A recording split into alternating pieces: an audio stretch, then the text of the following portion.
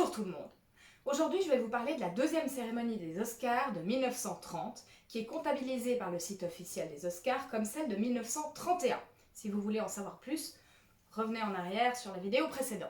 Les nominés de cette année sont un thriller, The Big House, une biographie historique d'Israéli sur, comme son nom l'indique, l'histoire du Premier ministre britannique qui déjoue le subterfuge des Russes et les escroqueries afin de garantir l'achat du canal de Suez.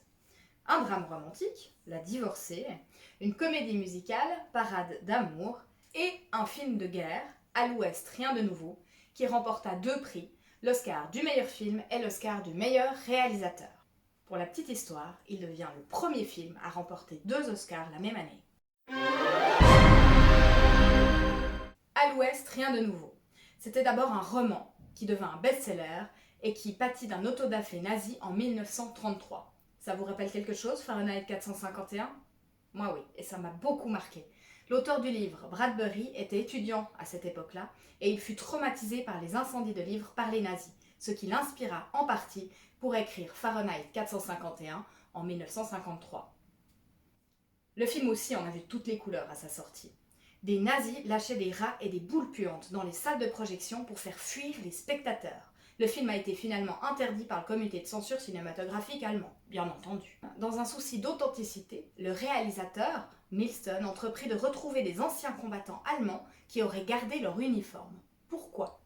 Pour que certains d'entre eux participent au film et reproduisent même les activités auxquelles ils étaient affectés eux-mêmes pendant la guerre. Je me réjouis de voir ça et je vous dis à tout de suite.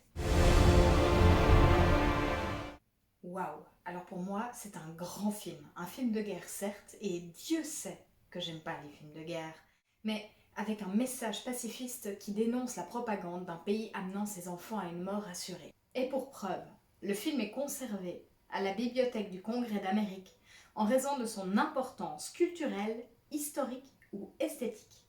Il commence presque comme il se termine, par un enseignant qui déborde de patriotisme et qui, grâce à son discours très engagé, fait enrôler tous les étudiants de sa classe.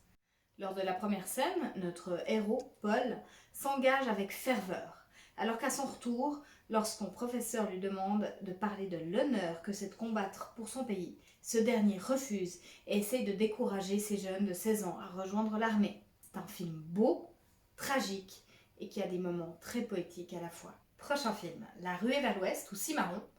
Je me réjouis de voir ce que ça donne, c'est un western, je l'ai en anglais, sans sous-titres ou sous-titres espagnol, donc je vais m'en passer, on verra ce que ça donne et je vous dis à très vite.